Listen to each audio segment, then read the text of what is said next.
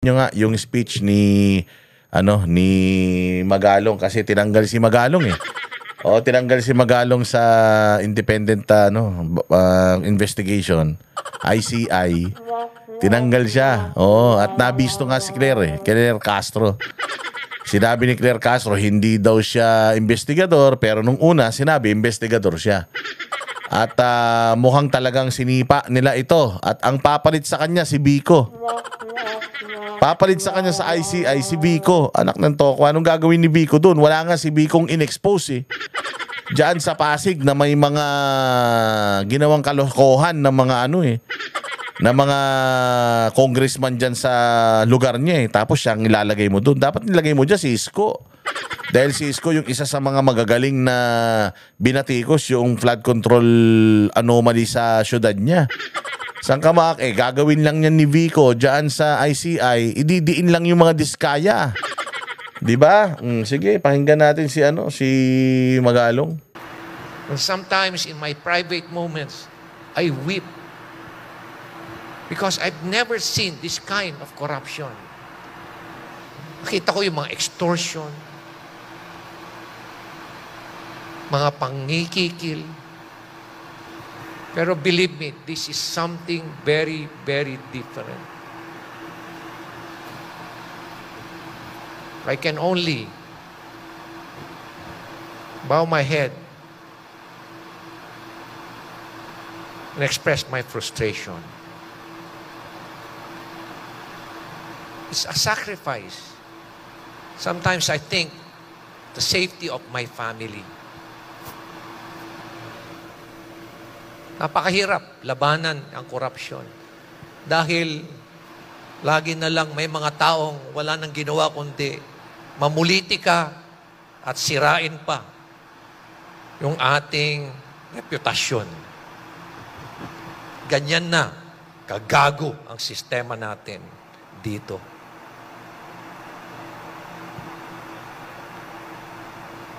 Nakikipaglaban na tayo araw-araw, sacrificing our safety, sacrificing our life. Pero may mga tao pa dyan na walang konsensya, na walang ginawa, kundi puro na lang politiko ang pag-iisip. And members of their families deliver extraordinary results. Our loyalty awardees who prove that true dedication is measured incredible. Corruption, especially in the infrastructure projects or infrastructure sector, has already become a cottage industry, a livelihood program. Sa dami ng pinuntahan namin mga projects, wala ni isa kaming nakitang maayos. And these are in hundreds of millions of pesos. Ibig sabihin yan, it has become so systemic, highly organized, highly syndicated. Nakakalungkot isipin na itong mga taong ito, sinisira nila ang kinabukasan ng ating bansa. And please, let us not allow this passion to address corruption short-lived. It should be a long-term engagement. Huwag po natin pabayaan na nakawin nila ang kinabukasan ng ating mga kabataan. Huwag natin pabayaan na nakawin nila ang kinabukasan ng ating bayan.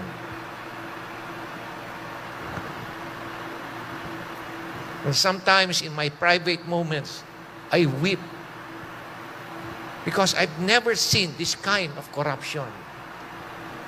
Nakita ko yung mga extortion, mga pangikikil. Pero believe me, this is something very, very different. I can only bow my head and express my frustration. It's a sacrifice. Sometimes I think the safety of my family. Napakahirap labanan ang korupsyon.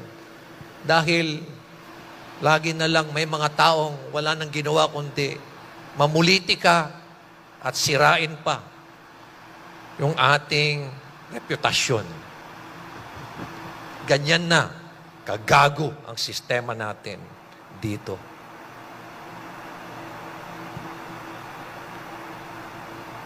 Nakikipaglaban na tayo araw-araw, sacrificing our safety, sacrificing our life. Pero may mga tao pa dyan na walang konsensya, na walang ginawa, kundi puro na lang politiko ang pag-iisip.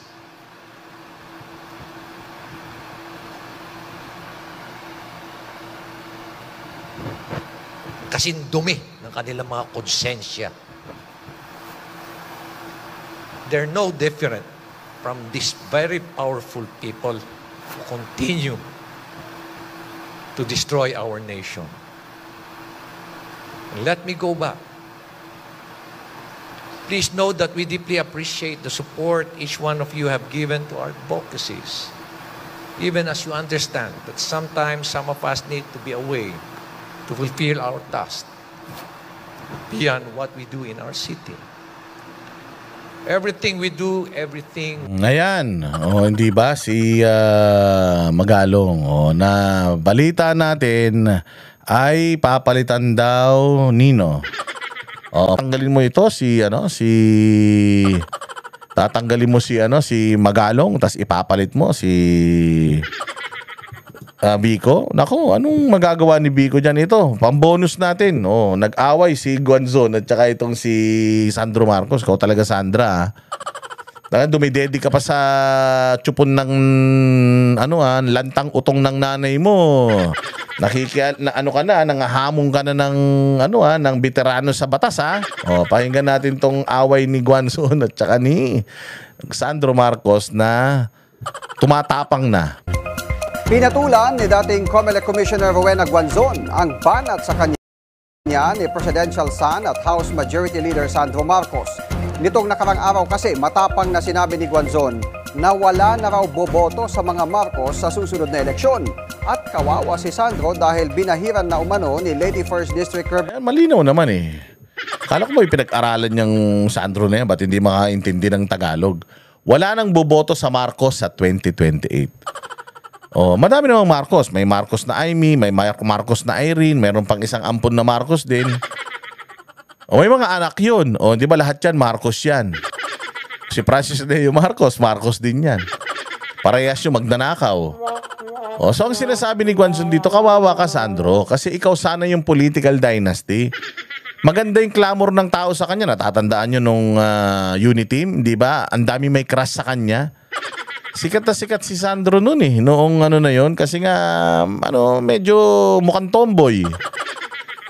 So sinasabi lang dito ni Guanzon na sayang ka kasi may pag-asa ka sana dahil may karisma ka rin sa tao. Kaya lang sinira ng uncle mo yung pag-asa mo na pwede ka rin nga sanang kung magaling lang yung tatay mo, kundi lang tanga yung tatay mo at ganid ang nanay mo, may pag-asa ka rin sanang maging senador, vice president o baka presidente eh. Meron sana eh. Kasi malakas talaga ang pangalan ng mga Marcos eh. Kaya lang, dahil sa ginawa nung tsuhin mo, na si Romualdez, wala na. Hindi ka na iboboto ng tao. Representative Martin Romualdez ang kanilang dinastiya at hindi na sila iboboto ng mga tao. Sagot na post ng Batang Marcos, masyado pa raw siya. Kaya parehas kayong bobo ng tatay mo eh. Alam ko kung saan ka talagang galing. Kung yung tatay mo magnanakaw dahil galing siya sa tatay niyang magnanakaw at nanay niyang magnanakaw, ikaw, bobo ka. Ang namana mo sa tatay mo, yung kabobohan niya. Bobo yung tatay mo, yung nanay mo, matalino, pero ewan ko. Di umanong malakas din suminghot. Kaya ayan, ang minana mo. Lutang yung utak mo. Sigurado ko alam niyang 31 ka lang. At saka hindi ka mukhang 31. Sa lalim ng mata mo at sa laki ng eyebag mo, Mukha ka ng 51. So hindi ka naman talaga tatakbo pa ng Senado, VP or President dahil bagets ka pa naman talaga. Tsaka bobo ka naman. Hindi, alam nga naman tumakbo ka niya. Wala kang alam. Simpleng Tagalog nga lang noong tao. Wala namang masama sa sinabi niya. Galit na galit ka na. Hindi mo na naiintindihan. Bata para tumakbo ng presidente, senador o vice-presidente sa 2028. Hirit pa niya, muling i-review ni Guanzon ang Constitution bago magsalita. Buwelta naman ng abogada, masyado raw ambisyoso si Sandro dahil hindi lang naman siya ang Marcos sa politika. Ibinida rin ni Guanzon ang kaniyang credentials bilang professor sa UP College. Diba ang hilig kasi nitong mga putang ina mga Marcos na to magmatalino, no? Yung tatay, peke diploma daw. Ito, di mo rin alam kung saan nagtapos tong ulul na to. Sayaw lang din ang sayaw naman tong gunggong na to. Wala pa naman na ipapasang batas. Putang inan to, napakayabang. Malantakay mo si Guanzon, ang tagal-tagal na niyan sa profesyon, tapos gaganyanin mo. Kung hamuning ka niyan, putang ina. Sigurado ko, si Sandro walang alam. Baka pakantayin mo lupang hinirang yan, baka hindi niya kayang kantahin eh. Tapos mga hamon. Of Law at pagiging top 10 bilang law student. Sabay hamon na magdebate na lang sila tungkol sa konstitusyon. Sinabi niya, dumedi ka muna sa nanay mo. Yan ang problema kapag expired na gatas ang nainom. Itong mga kawatan na ito, no? Sila na yung mga kawatan, sila na yung mga illegalista. Sila pa yung mga mayayabang at matatapang. Akala talaga nila pag-aari nila Pilipinas, no? Putang ina, kasalanan ng mga loyalista yan eh. Yung mga zombie kasing mga hayop eh. But anyways, unti-unti ma-unearth din ang lahat ng mga kabalbalan, kademonyohan, kahayupan ng mga demonyo na yan. Kapit lang mga kababayan. Unti-unti matatapos din lahat yan. Bukas sa ating isang upload, pag-usapan naman natin yung mahalagang mga nangyari dyan sa ICC. Kaya kailangan nakasubscribe kayo dahil pag-usapan natin yung estado ng kalusugan ni Pangulong Duterte. Mag-subscribe, mag-like, mag-share at lagi kayong magfa-follow dito sa ating channel, pati yung Facebook natin at lahat ng mga banateros ay i-follow and subscribe ninyo. Okay? Mabuhay kayo. Kita-kita tayo ulit sa susunod na vlog. Kami ang boses ng masa, hindi natatakot. Katotohanan lang, di kami nalulunod. Walang bahid ng sismis, lahat ay totoo. Kahit sino ka pa, pag mali ka babanatan ka. Walang pinipili kulay, wala kaming kinikilingan. Basta para sa bayan, kami lalaban. Pagtama palakpakan, pag mali matatakot para sa bayan, tuloy ang sigaw. Sa harap ng kamera, walang halong takot. Mga baluktot, lahat kayo'y tutumba. Ang hustisya at totoo, yun lang ang mahalaga. Kahit sinong harang, di kami matitinag. Walang pinipiling kulay, wala kaming kinikilingan. Basta para sa bayan, kami lalaban. Pagtama palakpakan,